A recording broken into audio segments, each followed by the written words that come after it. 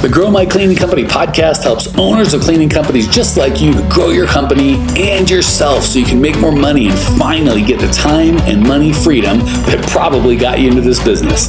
Discover how to automate and create systems that allow you to grow like crazy without losing control. If you dig the show and want to show some love, subscribe, rate, and review on iTunes. It really helps. Enjoy the show. Hey, Cleaning Nation, Mike Campion here with Jered, our favorite homeless team member. Where in the world are you coming from today, Jered?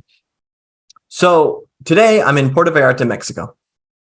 Okay. And are you coming home for, I shouldn't say home, because I don't know where your home is. Are you coming to the States to see family for Christmas? I get on an airplane on Wednesday to go back to the States. Okay. With the wife and the 4 kids? Correct.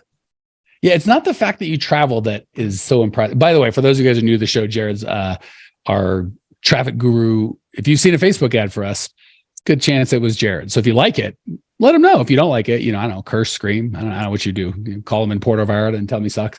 But guys got married, 4 kids, and I don't know, feels like you've been with us 2-3 years, and been with us, or you've been in 4 countries, 5 countries. That's a really good question. Yeah, it's been many. A lot. Remember is an indicative with 4 kids. So again, me and my wife, we get on a plane, we're out. That's, I don't want to say not impressive, but like, sure, no big deal. With 4, we have 1 kid and I would be terrified. The fact he does it with 4 is kind of makes you my hero. So if, even if you're like Jered's full of crap when it comes to Facebook ads, which he's not, come on, you got to listen to a guy that can take 4 kids to 5 countries in 2 years or whatever his stats are. Cool.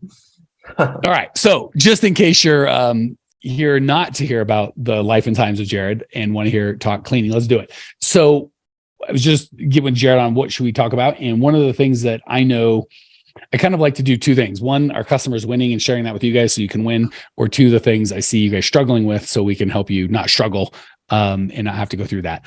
One of the biggest struggle I get, and I like this conversation with Jered because it looks different from how I experience it than from he experiences it, but the thinking is the same. So you'll get to kind of have the same look at one skill set that is going to help you grow. I don't want to say faster than others, but man, will it make a difference. So a lot of, and I do this, it's tough because I'm guilty of this. So it's hard for me to do a podcast on it, but it's true. One of the reasons a coach can be so valuable is an outside perspective. We'll get a bad review and think, oh my gosh, the world's going to end, or a customer will quit, or an employee will quit, or no call, no show, or just whatever goofy stuff's going on. And as owners, we tend to respond emotionally to that, right? And oftentimes that it's out leveraged. The response is not commensurate with the thing that happened, right? We get a bad review. We're like, oh my gosh, everyone hates us. Or we lose 2 clients in a week or in a month. And we're like, oh my God, everything sucks. And the antidote to that is data, right? So I'm not saying we can't have emotions and we can't have stories and we can't have drama and we can't have context. That's all really important. I think the problem is we start with the drama and then we don't do the data. And what that would look like from Jered, and I'll let him speak his own piece, or what I've seen when I help people when they're on their funnels, which is generally where Jered interacts, is they'll say things like, I've spent a ton of money on Facebook and it doesn't work. That is complete drama. Notice there was no data. I don't know how much a ton of money is. I don't know what not working means. It's completely a story. There's not an ounce of data in that daggum thing. And if we broke that down into, I spent $318 on Facebook. I sent them to my website, which had no call to action other than to sign up for our free newsletter, which no one's ever signed up for. And nobody called and bought saying, I saw your Facebook ad, went to your website, and I wasn't going to buy from you, but now I am. And I translate that into meaning nothing, right? It didn't, quote unquote, it didn't work. So I'll let you go first on the kind of the funnels, getting traffic, getting new clients, converting them, what that looks like for you and how they can do a better job. And I'll kind of fill in the blanks of what that looks like outside of your world. Yeah. So I think just like with anything, proof of concept is usually where you start anytime you're going to be marketing something. And so do people actually want what I am selling? Now, there is a lot of data that will show that people are looking for cleaning. So that if we can make a lot of assumptions that what you have is going to work, but if you are at 0, you do want to make sure that you have the ability to do what you can do. But for those who are cleaning and are in, if someone has handed you money and in return you've given them service and they have, best yet, hired you again, you have something that we can market, like bottom line. And so when we have the narrative or the drama that's associated with, well, online marketing doesn't work for me, or this doesn't work for me, that's not necessarily true. Marketing or advertising is going to work for you. It's just a matter of finding the right and talking to the right people at that time. And so that's usually the first hurdle that we have to work through. The other side is, where should I invest my money? And unfortunately, there is a lot of, I don't want to say scams, because scam isn't the right word, but a lot of people who will offer to post stuff on your Facebook page or will give you SEO or something like this. Usually if it's really vague, like we're going to, post things on your Facebook page so that you'll get more reach. Anytime someone uses the word reach, usually aren't someone you want to give your money to. And that's, I have, and recently, as I've just kind of been working with people in our program, that's something I'll usually will come up. It's like, well, I paid someone, a year ago, and they had my Facebook page and they posted, this, and they would report to me, I got 400 people to see this post or whatever. But that's not data, right? That's just a story that you're being told that your brand is getting out there and it's growing.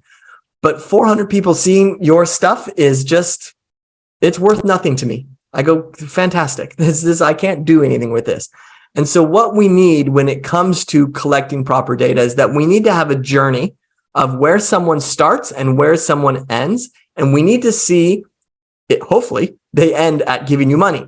If they don't, then we need to be very clear at what point they're falling off of that journey. And that is when a marketer can truly make the right decisions to get someone back on the path and finish that through. One of my favorite, I wish I could attribute it because it's such a good quote, is if you torture statistics enough, you can make them say anything. So it's really important when we look at quote, because again, technically, I posted a post, you got 380 people to look at it. That's data. Now, it's not good data. It's not useful to help you at all if your goal is to get clients, but it is data. So I guess we should be more specific. Now, the drama or the story is, I got 10,000 people to see my thing. Like, that's the story. The data is maybe 10,000 people said, but I think we see that. So I'm known, like, drives me nuts. And I'm like, what's your goal? I want everyone to know me. Like, who cares who knows you? Let's make some money. All right. So let me respond to both of the things that you said, and we'll go forward. First thing you said is, let's get some data around, like, do people want what we have? And I'll even go one better than Jered. So I would agree. Yeah, you have to be able to do your work, right? If you're bad at your job, then only a scam marketer would try and help you. And even he can only help you short term till word gets out. It's just like, why do that? I don't know how much more it costs to do a good job than a bad job, but do that. If you're bad at your job, spend more money being good at your job at cleaning. If you're bad at cleaning and your team's bad at cleaning, invest the money getting good at that first, and then we can market. Because if all you're going to do is pay a marketer to get the word out faster that you suck at your job, which is not, which could blow up in your face. So let's not do that. Okay, so let's assume, like Jered did, that you're good at your job. And the good thing is most of our clients are. I don't think we don't accept clients that are shady and they're like, I'm just trying to scam people. Right. So let's assume you're good at your job. I would even say you don't even need your own data. Like, when people go, oh, you don't understand, Mike, people are cheap in my area. They don't want to pay. Okay, well, do you have any competitors? Oh yeah, I got a huge one. When you say huge, $2 million. Okay, so a couple people are willing to pay. So the data, the story is no one wants to pay. And we brilled that story around bad data of, I went to 3 people and I gave a bid and they said I was too expensive and told me to piss off. Well, if this guy's doing 2 million in revenue, the chances he's doing that, not making any money, just doing it for fun, are low. Mm-hmm. That means there's at least $2 million of people that want that service at a price that we can assume is probably somewhat profitable. So when we look at the real data and he's just one, or she's just one, or they're just one, there's probably several. So it's real hard to say no one wants cleaning when there's 26, same thing when people are like, no one wants to work. I'm like, been to a McDonald's lately? Yeah. How many people were there working? 26. Okay. So let's just be clear. They're cleaning grease traps for minimum wage or $15 or whatever. Right. And well, they pay more than me. If you can't compete with McDonald's on wages, you're not charging enough. Let's just be clear. If they can sell a Big Mac for $4, you and pay someone $17 an hour, you can sort it out on a cleaning company. Right. So first part with the data, we don't even have to look at what we can do. We just look at there is some data out there of if there are people working menial physical labor jobs for the lower wages, then it can be done. Okay. Second thing he said, which I really liked, was we got to draw a line from start to finish. So how do we make that transition? And Facebook's pretty bad at this too, by the way. They will give you all the data. They do the opposite. They give you so much data. You can't get signal from noise, right? It's just so much like reach and impressions and interaction rate. And they just give you all this data that sounds good. And when Jered or I ask you, it's pretty common. Well, great. How many clients did you get? I don't know, but I got my reach was 429,814 people. And I spent 100. This will give you a bunch of data, but when it's like, great, how many clients? They get a little clammy. So talk to me how to, whether it's Facebook or an agency or a social media guru, I'm doing huge quotes because, that's, and again, I'm not saying they don't post, but they're not. It's funny too, like, how did you get them? Oh, he emailed me or cold called me. He's not on social media, huh? You think like, when Jered's like, I'm pretty good at this Facebook stuff. How do we get half or more of our clients? Facebook. You guys have all started saw the Facebook ads. So just a quickie red flag when your social media guys cold calling, like, might want to look into that. Right. Anyway, how do we make the switch from either drama completely, no one wants to work in my area, or bad data? I got 420,000 impressions and, haven't made a nickel, to data-driven marketing. Yep. So most of our platforms anything you're giving money to should in return give you data. Meaning, like, if you have a software that houses your website, you should be able to receive data from that or have a Google tag on that that's going to be providing data to you. So I don't want you ever to be running any of your potential clients anywhere online that you're not able to see that journey. So this is another common one that I get, is that people will, they don't know where their clients come from. So they'll say like, oh, I got a new client this week. You go, oh, great. From where? And they go, not sure. It's always the website. Mm-hmm. Oh, they came from the website. Yeah, they fill out a form online. That's what they did. They fill out a form. Or no, they'll call and go, where'd they come from? The website. And I'm not saying the customers don't say they come from the website, but they don't know where they came from. So right. Don't go, I know where my clients come from. They come from my website. Like, is that tracked or is that self-reported? Because those are wildly different. Anyway, go ahead. Right. So Jered, anytime you're paying for software, whether that's I'm paying Facebook. Sorry, buddy. You hold on. We're both talking. You froze for a second. Just rewind 5 seconds because you froze. That's all. Perfect. So anytime you are paying for a software or giving your money to someone for marketing, in return, you should be getting data. So you don't want to just think results. I'm going to give someone money and they're going to give me results. You want to be thinking, I'm giving someone money, or I'm giving this software money, or I'm giving this platform money. And in return, I'm going to get two things: results and my data. Those are the two things that I want. More importantly, data, because a result will only last short term. If that something goes wrong with that platform, it increases its prices on you and you need to pivot. You don't know what's working. And so you're just stuck with this. I just tried to quick fix. I just threw something in the dark and it hit a dartboard. Hooray. But now you've changed rooms, or that dartboard's moved and you no longer have that option. You're just dead in the water. But if you know the journey, the data that's there, you can get really good at throwing darts. And then it doesn't matter if that board moves over, if someone puts a blindfold on you, you could still throw that dart and do pretty well with that. So number one is you want to make sure that your software is giving you that data so that you can become, quote unquote, a good dart thrower. Number two is, what type of data should we care about? So you should be able to reverse engineer. So hold on, let me jump in because you're saying such important stuff. And I think it's common sense to you, but there's a couple of things I want to point out. Sure. Notice what Jered did not say: branding. We get a lot of like, oh, I saw impressions. People saw me. They know me. Like, I got a bunch of followers. And again, if you know every 100 followers I get turns into this many leads and bids, God bless, we will pay for followers.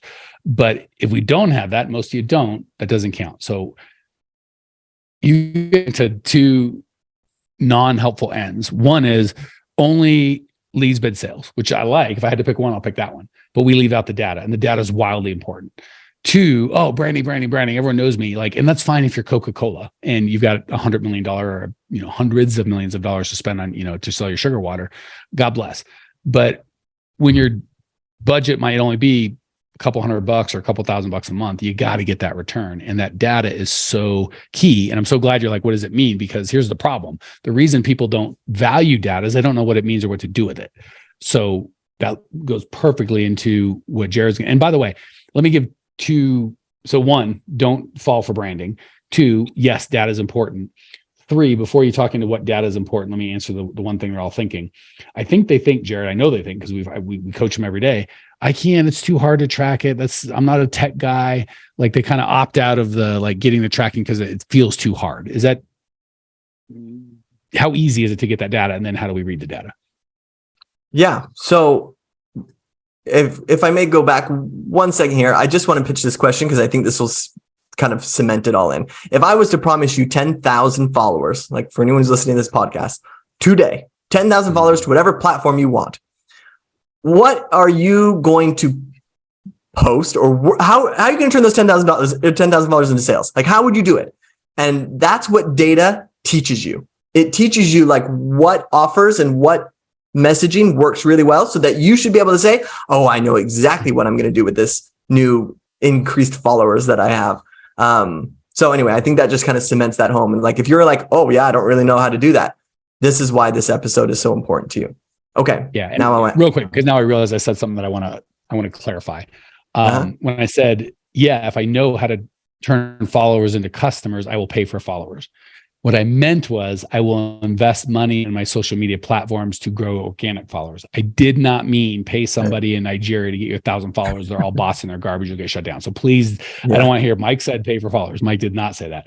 Mike said, if you know, just like Jered said, how to translate followers into clients. Yes, it is. Here's the thing. I'll just be honest, Clean Nation. It's ego, right? We're in a non-sexy business with cleaning.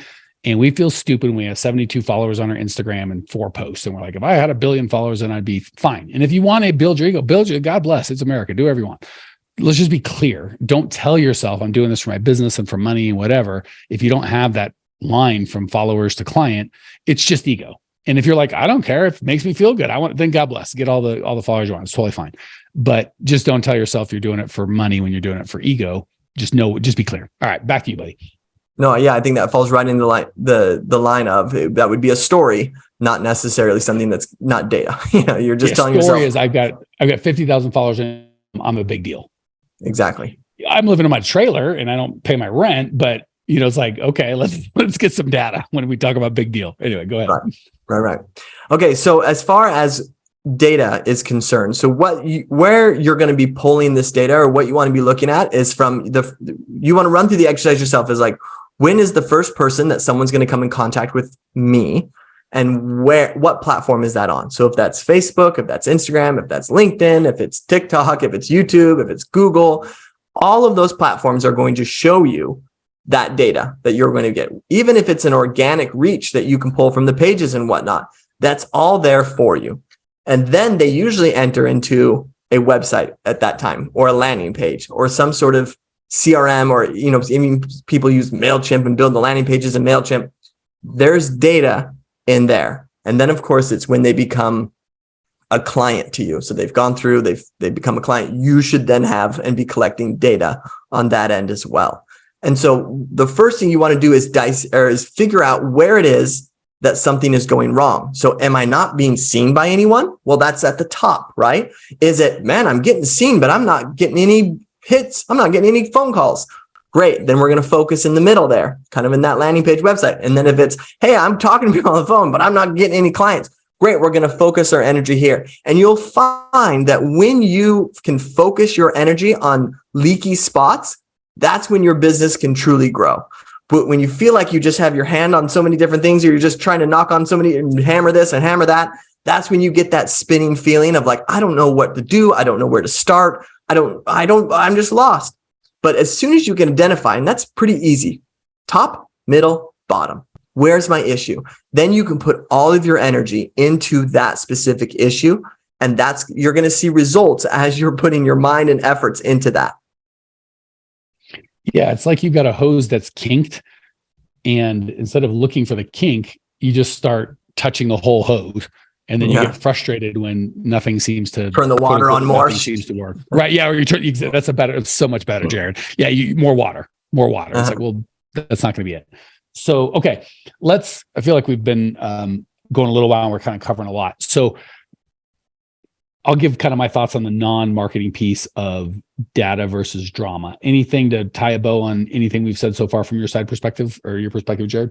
No. Yeah, I think that's for me, like personally, how I feel is like identify where your issue is by breaking it into 3 sections: top, middle, bottom. I call it, and with what we do with Mike, top of funnel, middle funnel, bottom of funnel. And we make adjustments and changes there. And when we can put our energy there, that makes all the difference. And that's truly listening to data instead of the story. The story is my funnel's not working, when truthfully it is I'm not getting enough eyeballs. Oh, well, that's something we can change. We can fix that, right? Or, oh my gosh, I can't close anyone. Great. Let's focus on that. Let's fix that. That's great data. But I'm not getting any sales. Doesn't work. We can't fix that. Or my funnel doesn't work, or Facebook doesn't work, or whatever. And by the way, top of funnel, strangers turning into people that know, like, and trust you. Middle of funnel is people that know, like, and trust you, raising their hand for some sort of interaction. Bottom of the funnel, turning people that raise their hand into clients. All right. So that was really good on marketing. I didn't mean to go that deep on that, but it was good. Let me just wrap up with what that looks like, not in the marketing piece of your business. P&L is a perfect one, right? We get a lot of people that don't want to look at their P&L because they don't want to know what it says, right? Like basic questions. I get up, I'm like, what was your cost for rags 2 months ago? And you go, I don't know. Fine. That's an insane question. What was your revenue last month? I don't know. My accountant handles that. Terrifying. Right. And I would say of the people I ask, half that. If I go, how many leads did you get last month? Less than 5% give me a number. Well, everyone's like 20, 30, like, again, obviously people can guess, but like, let me look that up. The actual data is this. What was your cost of goods sold? Nobody knows that. What was your profit? Actual profit. And here's the thing. A lot of people will go to the bottom of their QuickBooks and go $16,400. Great. How much money did you take out of your business? $3,000. Okay. So you have $13,000 sitting in the bank that you didn't have before? No, I don't. Okay. So we have bad data, right? They don't do simple. And again, none of this is like, hold on, Mike. Well, hold on. Like, carry the one. Let me get my abacus. This is all like just sitting here with no napkin or calculator. You can go, wait a sec. That's not it. So almost always the time that we tell the most story and go with the most drama is the time we most desperately need data. And it's kind of one of those things where I'm really tired and I feel not great and it doesn't feel right, but I don't want to go to the doctor because he may not tell me something I don't want to know. And I'll tell myself a story. Western medicine's full of crap. And maybe that's true. Maybe it's not. They don't know anything. Maybe that's true. I don't know. We can tell ourselves a lot of story, but the data is, I got a CAT scan and there's a tumor and whatever that case may be. And we don't want to look at it. Right. And I think sometimes we're afraid to look at our P&L because it's bad. Even worse, when I get bigger, then I'll track. Like, that's a great way to never get better, right? Or never get bigger. When I get bigger, I'll track my leads, my sales, my revenue, my profit, all that stuff. So all that to say, guys, gals, the beautiful thing is, if I had to sum this whole podcast up in one sentence, it would be spend more time getting clear on the question than on the answer. When I do calls with people that aren't clients, I'm just trying to help them. We spent a good 20 minutes. If I got a 40-minute, like Abe Lincoln said, if I had to cut down a tree and I had 8 hours, I'd spend 7 hours sharpening my saw. If I got an hour to help you, I'm going to spend 30 minutes getting clear on the problem. And you guys immediately go, and you start telling all sorts of stories, all sorts of, let me explain. And my mother-in-law, we're going to do this. And I now had an ad, and it's just constantly move on because you don't want to talk about the problem. And I know it's not fun to talk about the problem. It's again, Jered's will be like, how much money did you spend on Facebook? Well, I did Facebook and my friend told me and I got a credit. Now I went to this thing. It's like, great. So $0, like the answer is going to start with a number and it's going to end with a number. So what's the number? So spend all the time getting clear on the question before you even start. And the beautiful thing is, coaches, 80% of the time when I get people clear on the question, they know the answer. They just need someone to help them get clear on the question. Yep. The way to get clear on the question is to use data, not drama, and be thoughtful about your data. So guys, gals, if that was helpful, go to growmycleaningcompany.com. Tons and tons and tons of free stuff. Not a thing for sale. I would start with the free on-demand training. You can also follow us on Instagram. Nothing for sale there. We've got a Facebook group, about 15,000 people. Nothing for sale there. Just a lot of stuff to help you grow. Check it all out, growmycleaningcompany.com. See you. Well, here we are, the end of the podcast, and you made it. Great job.